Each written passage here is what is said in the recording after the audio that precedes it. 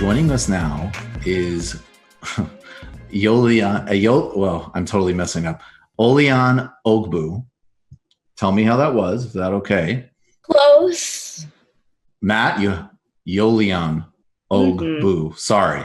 She is an organizer with Corona Strike and also Your Workers, My Family, which are planning events for May. We've been trying to, as much as we can, talk to people on this show who are really involved in strike actions. That to me seems like the most important site we have right now in the pandemic after Bernie's out. And you came to our attention first because of this pretty amazing story that we'll put up as a thread about your mom and her coworkers. Can you tell this story? We'll have it up on screen too, but I'd really like you to hear this story. This is definitely one of the top 5 most inspiring things I've seen in the last several weeks. Oh, I love that. I have to tell my mom that for sure. It's absolutely true. Yeah. So my mom is a nursing home worker in the Texas area, and she was getting super fed up. She just kind of came to me one day complaining about how she asked her boss for hazard pay after I told her about what that concept was and how other people were asking for it.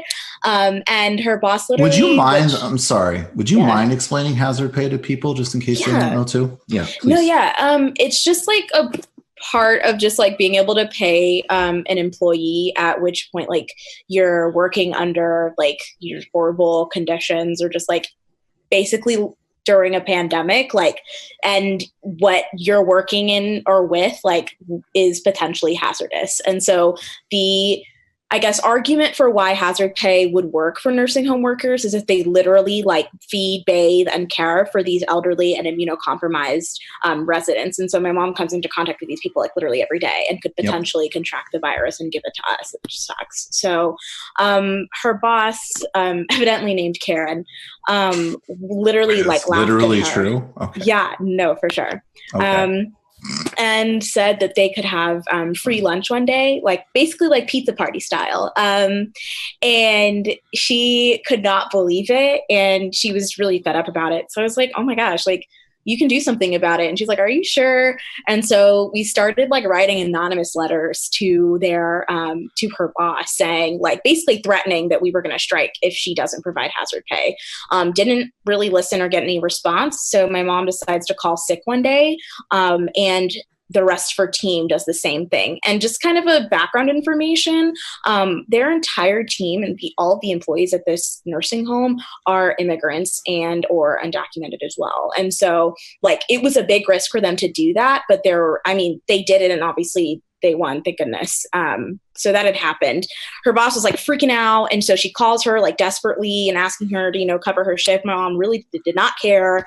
And so after 3 days of the sick out, she gets a call from her regional director asking for her to come back and said, yeah, we'll give you hazard pay. Just please come back. Like we need to take care of these residents. And the admin staff had no idea how to take care of these people. So yeah. Right. So that's an awesome story. And I remember seeing that thread and knowing we needed to get you on the show. So can you talk, out of that, how does that relate to Corona Strike and Your Workers, My Family? Right. These organizing efforts that I think, is it from May 1st? Yeah, exactly. So it was actually through that story that like went viral in a matter of like hours that I actually got connected to people from Occupy Wall Street who started the Corona Strike Coalition. And so because of that, I got connected to one of their organizers and I joined the Corona Strike team, and they said, this is what's happening. And so I got on these calls and we started realizing like in a matter of a week, we had to figure out how to organize a nationwide strike with like all of these other unions. And it was incredible. And so outside of that, I'm having conversations with peers that are like kind of in the same situation that I was, where like all of our family members are essential workers. And so we just kind of felt helpless. And so to provide like a non-risk supplemental action to like physically striking on Friday, we decided to gather up all of the people that usually are on social media anyways and say, hey, like, digitally strike. You have the ability to do it. And so that means tweet bombing at companies, like holding them accountable as much as you can, and calling these people out for what they are. Also supporting and sharing the stories of essential workers too. Because I mean, if my mom's story can literally touch millions of people, I think if everyone knew about other people's stories, it would do the same as well.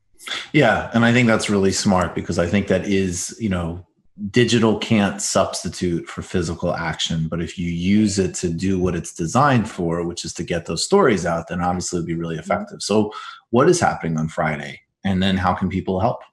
Yeah, so Friday, a bunch of like workers are going to be striking, whether it's from Target, Instacart, Whole Foods. So please support these strikers on the front lines. And we're also engaging in a shop out. So don't shop from Amazon or any of these horrible companies that are exploiting their workers. Try your best not to do that. And then the other part of it is use different hashtags. 2 hashtags mainly, hashtag Corona Strike and hashtag Your Workers, My Family, to either share stories of your loved ones working on the front lines, or just like talk about why you're so frustrated at the world right now and why they're not caring about their frontline workers. And so those are the big things, and make sure to follow like what our social media people are up to and how they're going to continue updating everyone on these actions. What kind of unions are involved and what are the demands? Yeah, so like Target Workers United are working a lot of there's a Whole Food Workers Union, and mainly Walmart Workers Union for sure. So they're demanding specifically for hazard pay, paid sick leave for at least up to 2 weeks. Also Amazon, forgot to mention them.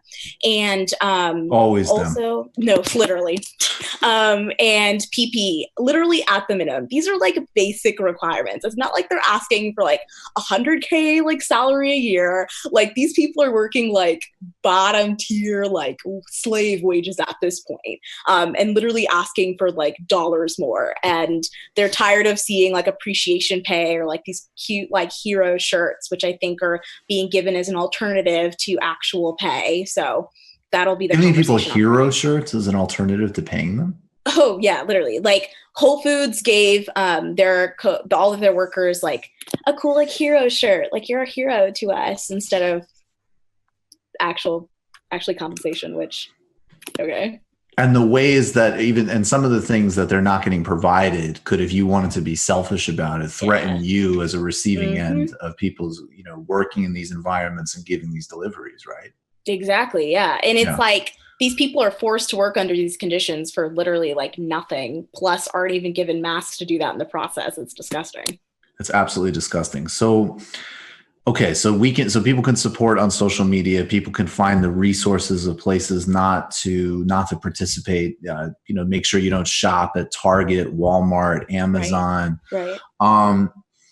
I guess is the kind of final, and take this any direction you want to go, but in a more sort of big picture way. Do you feel like there's been so many conversations and so many debates about like, how can campus activism get connected with real world work? What's the relationship between that and election campaigns and restoring the labor rights movement?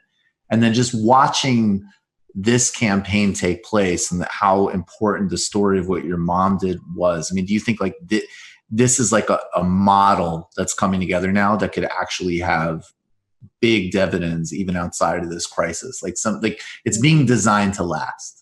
Yeah, no, exactly. I completely agree with that. Honestly, like a lot of people I know, and I for sure myself and my family are literally fed up with electoral politics. Like no one's getting anything that they want out of it. I mean, after Bernie dropped out, like we were literally hopeless. So after that, I think people like my mom take things onto with their own hands and decide, what, like grassroots local action is actually going to get the things that I want, not electing some stupid local official that won't do anything for me. So I think it's pivoting away from like this one action of just voting and saying, what, if you build your community and build a strong community around you and decide to organize around that, like you're going to get a lot more out of it. So I think this crisis, as much as it's horrible, has also, I think, waking up people, I guess, if that makes sense. I don't know if that's the right thing, but like it's caused people to like realize that like the ballot box is not going to save them. And so after I think all this is going to happen, I hope that a lot of the agitation people are like having right now is going to last. And so that's why starting this campaign, along with partnering with like the National Children's Campaign, to like pivot this to be like, listen, like if you don't take care of your workers, you are literally going to kill off the next generation, because you're not allowing these people to pay, like, provide for their children. And like making those connections and making it so stark is what I think really going to bring people in. And so I think it's people like my mom and creating an intersectional movement of those that are most marginalized at the forefront of this movement, like my mother, is what's going to make this movement last even past the election. Because regardless of what's going to happen, if we build strong communities, elections, the president won't freaking matter. Well, keep going. It's awesome that you're doing it. Thanks for taking some time with us. I'm going to try one more time, and I'm going to preemptively apologize. Okay. Yolian Ogbu. Close. Yolian Ogbu. Yolian Ogbu. All right. That's who you find. She said it right. I did not. I apologize. But there's all the links that you can find, your Twitter and various ways that you can support this strike on May 1st, which is really important. So thanks so much for talking with us about it. Thank you. Take care. Bye. You just watched a Michael Brooks show video. Subscribe to get them all. Why wouldn't you?